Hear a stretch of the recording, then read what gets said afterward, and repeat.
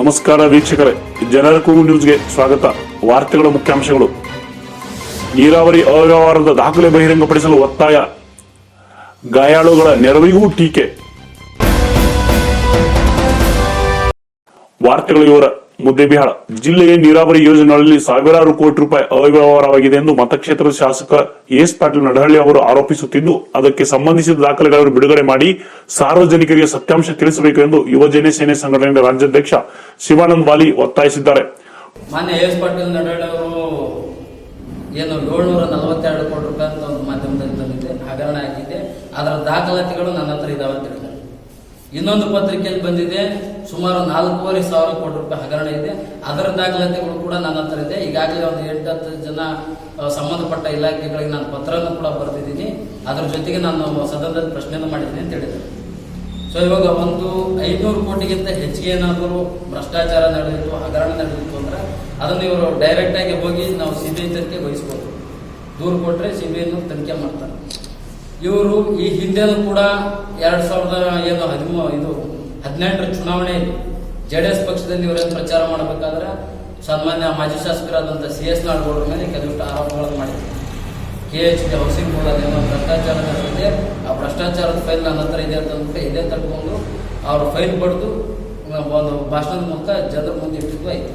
ಅದರ ದಾಖಲಾತಿಯನ್ನು ಕೂಡ ಈವರೆಗೂ ಕೂಡ ಅವರು ಬಿಡುಗಡೆ ಮಾಡಿದ್ರು. ಇವರೇನು ಪ್ರಚಾರಕ್ಕೋಸ್ಕರ ಮಾಡ್ತಾರ ಅಥವಾ ನಿಜವಾಗ್ಲೂ ಇಲ್ಲಿ ಏನಾದ್ರು ಭ್ರಷ್ಟಾಚಾರ ನಡೆಸಿದ್ರೆ ಅದನ್ನ ಬಹಿರಂಗಪಡಿಸಕ್ಕೆ ಎಲ್ಲರಿಗೂ ಅವಕಾಶ ಇತ್ತು. ನಿಮ್ಗೆ ಅವಕಾಶ ಇಲ್ಲ ಅನ್ನಂಗೇನಿಲ್ಲ, ಸದನದಲ್ಲಿ ಪ್ರಶ್ನೆ ಮಾಡೋದಿಲ್ಲ. ದಾಖಲಾತಿಗಳು ನಮ್ಮ ಹತ್ರ ಇದ್ರೆ ಡೈರೆಕ್ಟ್ ಆಗಿ ದೂರ ಕೊಡಬಹುದು, ಪ್ರಸ್ತಾಪ ಮಾಡೋದ್ರಿಂದ ಇದೆ. ಪಟ್ಟಣದ ಜೆಡಿಎಸ್ ಕಾಂಗ್ರೆಸ್ ಪಕ್ಷದ ಮೈತ್ರಿಕೂಟದ ಪ್ರಚಾರ ಕಾರ್ಯಾಲಯದಲ್ಲಿ ಬುಧವಾರ ಸುದ್ದಿಗೋಷ್ಠಿಯಲ್ಲಿ ಅವರು ಮಾತನಾಡಿದರು. ತಾಲೂಕಿನ 4 ವಾರ್ಡ್ ಬಸ್ ನಿಲ್ದಾಣ ಕಾಮಗಾರಿ 5 ತಿಂಗಳಲ್ಲಿ ಪೂರ್ಣಗೊಳ್ಳುವುದಾಗಿ ಶಾಸಕರು ಭರವಸೆ ನೀಡಿದರು. ಆದರೆ 8 ತಿಂಗಳು ಗಳಿಸಿದರೂ ಯಾವುದೇ ಪ್ರಗತಿ ಕಂಡಿಲ್ಲ. ತಾಲೂಕಿನ ಯಾವುದೇ ಇಲಾಖೆಯಲ್ಲಿ ಹೋದರೂ ಲಂಚವಿಲ್ಲದೆ ಕೆಲಸ ಆಗುವುದಿಲ್ಲ.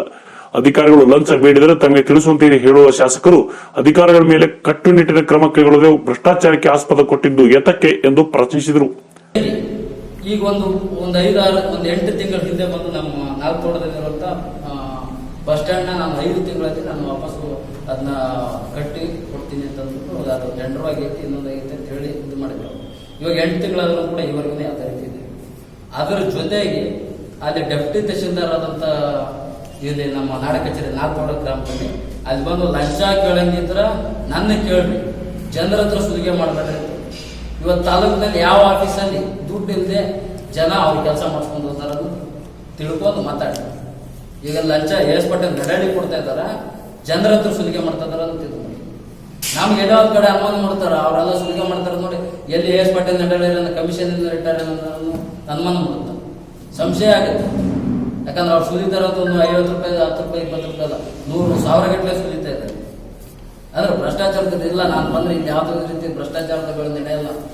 ಜನರು ಸುಲಿಗೆ ಮಾಡ್ತಾ ಇರ್ಬೇಕಾದ್ರೆ ನೀವೇನ್ ಮಾಡ್ತೀರಿ? ಗ್ರಾಮೀಣ ಭಾಗದಲ್ಲಿ ಇನ್ನೂವರೆಗೂ ಅಕ್ರಮ ಮದ್ಯ ಮಾರಾಟ ನಡೆದಿದೆ. ಇದರ ನಿಯಂತ್ರಣಕ್ಕೆ ಯಾವ ಸೂಚನೆಯನ್ನು ಶಾಸಕರು ಅಧಿಕಾರಿಗಳು ನೀಡಿದ್ದಾರೆ ಎಂದು ಪ್ರಶ್ನಿಸಿದರು. ಈ ತಾಲೂಕಿನಲ್ಲಿ ಅಕ್ರಮ ಮದ್ಯ ಮಾರಾಟ ನಡೀಕೂಡುದು ಅಂತ ಹೇಳಿ ಇವತ್ತು ಅಕ್ರಮ ಮದ್ಯ ಮಾರಾಟ ಯಾರು ಮಾಡ್ತಾ ಇದ್ದಾರೆ, ಅದರ ನೇತೃತ್ವ ಯಾರಿದೆ? ಅದೇ ಈ ತಾಲೂಕಿನಲ್ಲಿ ಅಕ್ರಮ ಮದ್ಯ ಮಾರಾಟ ನಡೀತಾ ಇಲ್ಲ ಅಂತ ಇವ್ರ ಕಣ್ಣಿಗೆ ಬಿದ್ದಿಲ್ಲ. ಕಳೆದ ಒಂದು 3 ತಿಂಗಳ ಹಿಂದೆ ಒಂದು ಭ್ರಷ್ಟಾಚಾರದ ವಿರುದ್ಧ ಮನೆಗಳದ್ದು ಹಗರಣ, ಅದು ಕಾಂಗ್ರೆಸ್ ಪಕ್ಷದಲ್ಲಿ ನಡೆದಿರುವಂತಹ ಹಗರಣ.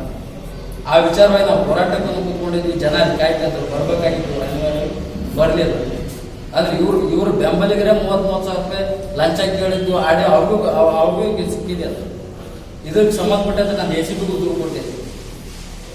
ರೈತರ ಬಗ್ಗೆ ಮಾತಾಡ್ತಾರೆ. ಕಳೆದ ಒಂದು 3-4 ವರ್ಷದಿಂದ ಇಲ್ಲಿ ಯಾವುದೋ ಚಿಮ್ಮಲಿಗೆ ನಿರ್ವಹಣೆ ಯಾವುದೋ ಒಂದು ನೀರಾವರಿ ಕಾಮಗಾರಿ ಇದೆ.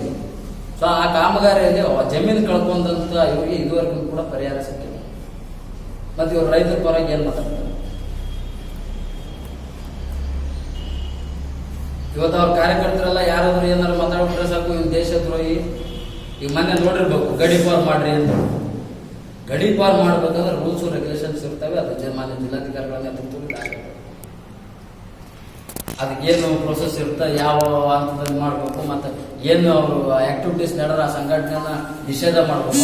ನಂದು ನಕಲಿ ಹೋರಾಟಗಾರ ಅಂತ ನನ್ನ ರಿಜಿಸ್ಟರ್ ಇದೆ ಕರ್ನಾಟಕದ ಇದರಲ್ಲಿ. ತಾಳಿಕೋಟೆ ಹಾಗೂ ಮುದ್ದೇಡ ಮತಕ್ಷೇತ್ರ ಪದವಿ ವಿದ್ಯಾರ್ಥಿಗಳಿಗೆ ಕೋಚಿಂಗ್ ನೀಡುವುದಾಗಿ ವಿಧಾನಸಭಾ ಚುನಾವಣೆಯ ಪೂರ್ವದಲ್ಲಿ ತಿಳಿಸಿದ್ದೀರಿ. ಆ ಯೋಜನೆ ಏನಾಯ್ತು? ಚುನಾವಣೆ ಬಂದಾಗಲಷ್ಟೇ ಜನರನ್ನು ಓಲೈಸದೆ ಜನಪ್ರತಿನಿಧಿಯಾದವರು ಜನರ ಹಿತಕ್ಕಾಗಿ ಕೆಲಸ ಮಾಡಬೇಕು. ಮತಕ್ಷೇತ್ರದಲ್ಲಿ ಅಭಿವೃದ್ಧಿ ಕೆಲಸಗಳು ಏನೇನಾಗುವ ಎಂಬುದನ್ನು ಸಾರ್ವಜನಿಕರ ಎದುರು ಬಹಿರಂಗಪಡಿಸಬೇಕೆಂದು ಒತ್ತಾಯಿಸಿದರು. ಗಾಯಾಳುಗಳ ನೆರವಿಗೂ ಟೀಕೆ. ಇದೇ ವೇಳೆ ಮಾತನಾಡಿದ ಶಿವಾನಂದ ಬಾಲಿ, ಮತಕ್ಷೇತ್ರದ ವ್ಯಾಪ್ತಿಯಲ್ಲಿ ಎಲ್ಲಿಯ ಅಪಘಾತಗಳಾಗಿ ಬಡವರು ಸಂಕಷ್ಟದಲ್ಲಿದ್ದರೆ ಅವರ ನೆರವಿಗೆ ಧಾವಿಸಿ ತಕ್ಕ ಮಟ್ಟಿಗೆ ಹಣಕಾಸು ನೀಡುವ ಶಾಸಕರ ಮಾನವೀಯತೆಯ ನೆರವಿಗೂ ಟೀಕೆ ವ್ಯಕ್ತಪಡಿಸಿದರು. ಈ ಬಗ್ಗೆ ಪತ್ರಕರ್ತರು, ಅಪಘಾತದಲ್ಲಿ ಸಾವು ಬದುಕಿನ ಮಧ್ಯೆ ಒದ್ದಾಡುತ್ತಿರುವವರ ನೆರವಿಗೆ ಧಾವಿಸುವುದು ತಪ್ಪೇ? ಆಸ್ಪತ್ರೆಗೆ ತೆರಳಿ ಸಾಂತ್ವನ ಹೇಳುವುದು ಹಾಗೂ ಹೆಚ್ಚಿನ ಚಿಕಿತ್ಸೆಗೆಂದು ಜಿಲ್ಲಾಸ್ಪತ್ರೆಗೆ ಕಳಿಸಿಕೊಡುವುದು ಮಾನವೀಯ ನೆರವು ಆಗುವುದಿಲ್ಲವೆಂದು ಪ್ರಶ್ನಿಸಿದಾಗ, ಈ ರೀತಿಯ ನೆರವು ಎಲ್ಲ ಸಮಯದಲ್ಲೂ ಶಾಸಕರಿಂದ ಆದರೆ ಅದನ್ನು ತಾವು ಸ್ವಾಗತಿಸುವುದಾಗಿ ವಾಲಿ ತಿಳಿಸಿದರು. ಸುದ್ದಿಗೋಷ್ಠಿಯಲ್ಲಿ ಸೇನೆಯ ಜಿಲ್ಲಾಧ್ಯಕ್ಷ ಮಲ್ಲು ಕಾರಜೋಳ್, ಸಂದೀಪ್ ಬೂಡ್ಕೊಪ್ಪ, ಜಮಾಲ್ ತಂಗಡಗಿ, ಅರುಣ್ ಪಾಟೀಲ್, ಮಂಜುನಾಥ್ ಹಡಲ್ಗೇರಿ, ಕುಮಾರಗೌಡ ಪಾಟೀಲ್, ಗಂಗು ಜೋಗಿ, ಕಾಶಿಂ ಚಪರ್ಬಂದ್, ಮೌಸಿಂ ಚಪರ್ಬಂದ್, ಶಂಕರ್ ಭಜಂತ್ರಿ ಮತ್ತಿತರರು ಇದ್ದರು. ಇನ್ನಷ್ಟು ಸುದ್ದಿಗಾಗಿ ನೋಡ್ತಾ ಇರಿ ಜನರ ಕೂಗು ಯೂಟ್ಯೂಬ್ ಚಾನಲ್. ಇದು ನಿಮ್ಮದೇ ಧ್ವನಿ. ಸಬ್ಸ್ಕ್ರೈಬ್ ಮಾಡಲು ಮರೆಯಬೇಡಿ.